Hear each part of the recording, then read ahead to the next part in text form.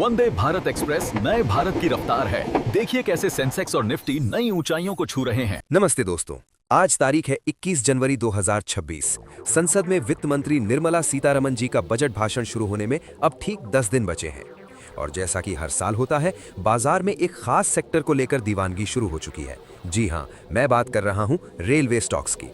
पिछले 3 सालों में हमने देखा है कि बजट से 1 महीना पहले रेलवे के शेयर रॉकेट बनते हैं। RVNL, IRFC, रेलटेल, ऐसा लगता है कि ये रुकना भूल गए हैं। हर रिटेल इन्वेस्टर के मन में बस एक ही सवाल है, क्या ट्रेन छूट गई है या अभी भी चढ़ने का मौका है। स्वागत है रंजन फाइनेंशियल्स में। आज हम भावनाओं पर नहीं, आंकड़ों पर बात करेंगे। क्या 2026 के बजट में रेलवे के लिए वाकई कोई बड़ा खजाना खुलने वाला है, या फिर ये सिर्फ एक बुलबुला है जो 1 फरवरी को फूटने वाला है।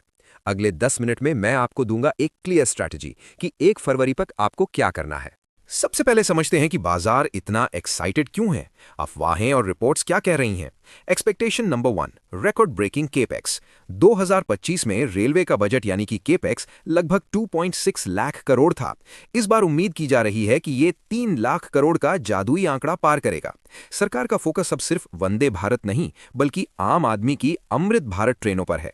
Expectation number 2, new tracks and corridors. खबर है कि सरकार 3 नए डेडिकेटेड फ्रेट कॉरिडोर्स यानी मालगाड़ी के रास्ते का ऐलान कर सकती है।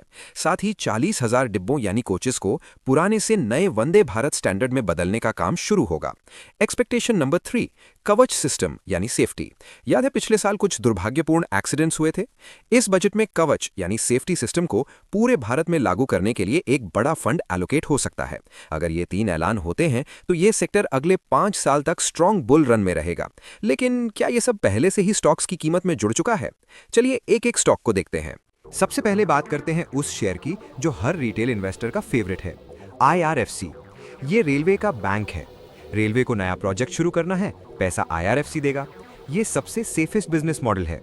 लेकिन यहाँ एक कैच है, IRFC का शेयर प्राइस अब उसकी बुक वैल्यू से काफी ऊपर चल रहा है। डिविडेंड यील्ड जो कभी 4-5% होती थी, अब कम हो गई है क्योंकि शेयर प्राइस बढ़ गया है।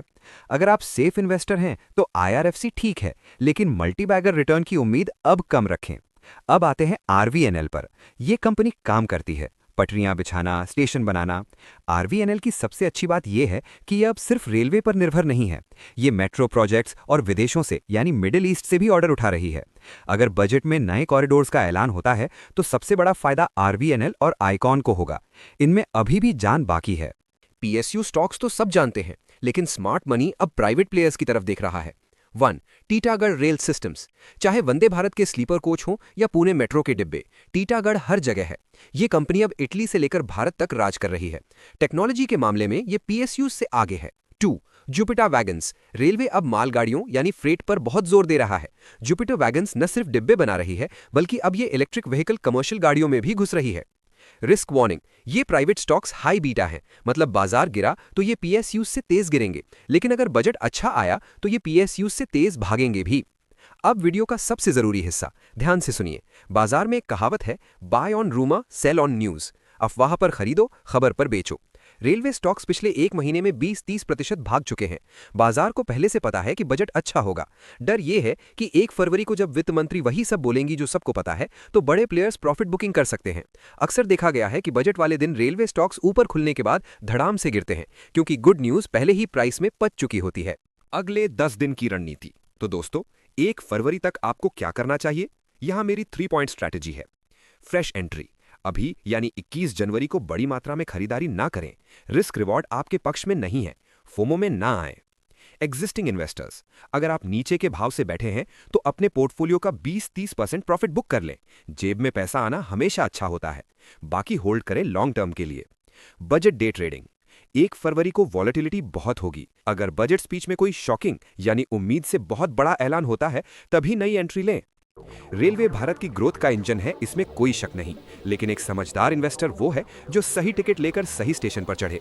आपका फेवरेट रेलवे स्टॉक कौन सा है? RVNL, IRFC या कोई और? कमेंट्स में बताएं और लिखें #budget2026। अगर ये एनालिसिस आपको लॉजिकल लगा तो लाइक जरूर करें। मैं 1 फरवरी को आपके साथ लाइव रहूंगा। तब तक के लिए संभल कर ट्रेड करें। रंजन फाइनेंशियल्स को सब्सक्राइब करना ना भूलें। जय हिंद।